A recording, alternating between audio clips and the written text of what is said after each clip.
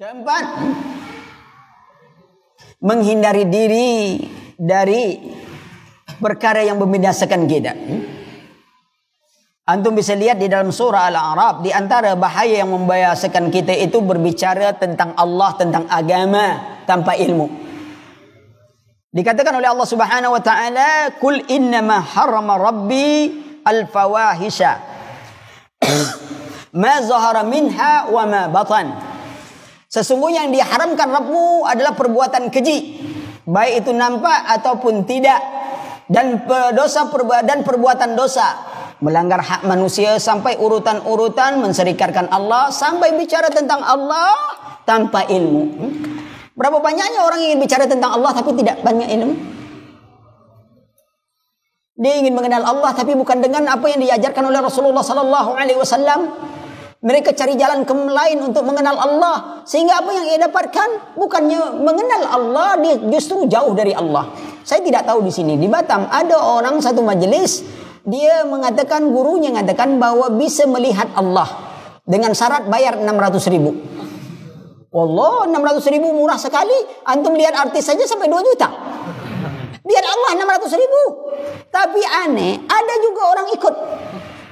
Kenapa itu tadi yang menular itu adalah penyakit? Ada orang ikut, yakin juga orang tuh. Bayangkan itu, ada orang ngaku Tuhan. Waktu kasus-kasus yang ngaku Nabi kan ada yang ngaku Tuhan. Ada tak pengikutnya? Ada juga ya. Manusia aneh. Di India itu tikus itu disembah orang.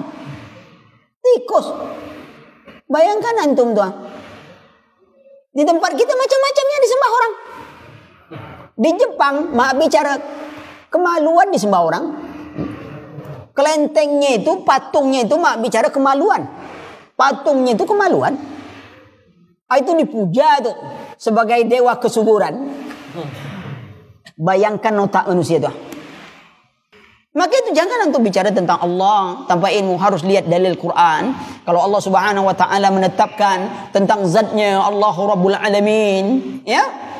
Kata Rasulullah, tafakkaru fi khalqillah wa la tafakkaru fi zatihi. Berpikirlah tentang makhluk ciptaan Allah, jangan engkau berpikir tentang zat Allah.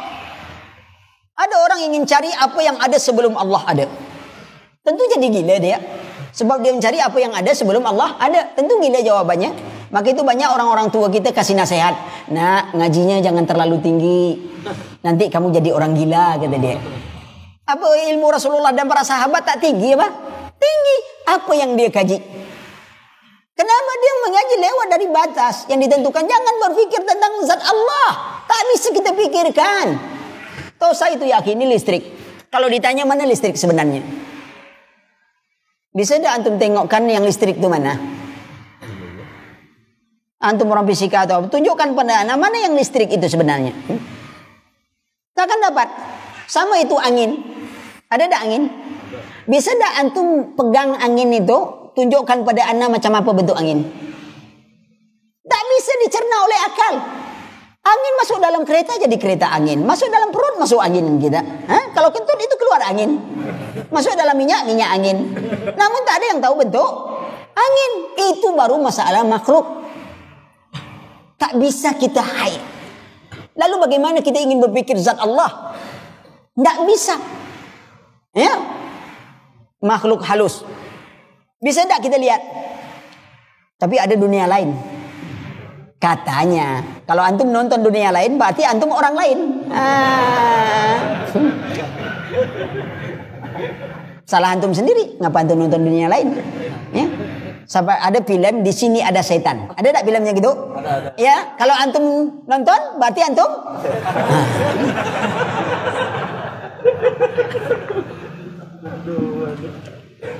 Kita ini banyak tertipu oleh omongan orang.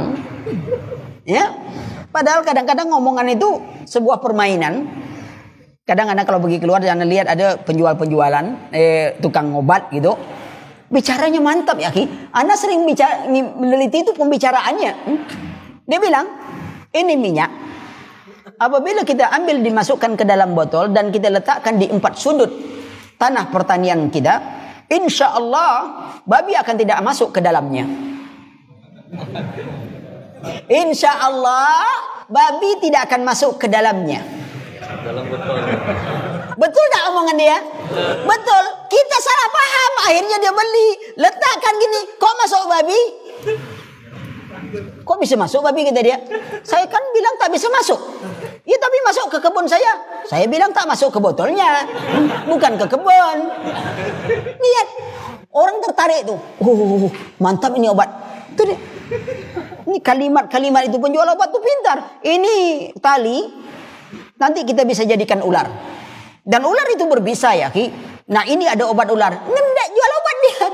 Tali itu tak jadi ular. Obatnya sudah habis. Hah? Maka itu hati-hati omongan itu. Sebab omongan itu punya pengaruh. Maka itu anak sering bilang kawan-kawan, hati-hati untuk ngomong. Kenapa? Rasulullah juga sebutkan banyak orang ngomong, bicara, tapi dia tak sadar bahwa pembicaraannya sampai ke langit ketujuh. Anak sebutkan itu. Kita kalau ngantar jenazah, apa sering ngomong? Kita telah mengantar jenazah saudara kita tempat peristirahatannya terakhir. Memangnya di kubur sedang istirahat apa? Kalau antum yakin itu istirahat, tidak ada hari berbangkit, tidak disoal, antum bisa kufur. Kalimatnya ringan ikhwan, tetapi itu bisa mengantar kepada kekufuran. Kuburan bukan tempat istirahat. Awal dari pertanggungjawaban, ditanya semuanya. Kalau antum berutang, tambah masalah di dalam itu lagi. Maka itu kalau ada utang-utang tak bayar, antum kirim surat aja, maaf akhi, mulai saat ini ana tidak lagi mau menagih hutang sama antum. Cuman nanti di akhirat tolong antum antarkan sama ana. Di akhirat aja minta lagi, diminta payah juga. Nah, sudahlah, ana pening-pening sekarang dunia saya ana nak minta. Cuman di akhirat antum cari ana. Ya? Antum antar uang tuh. Kalau dia beriman, insya Allah dibayarnya cepat dong. Ya?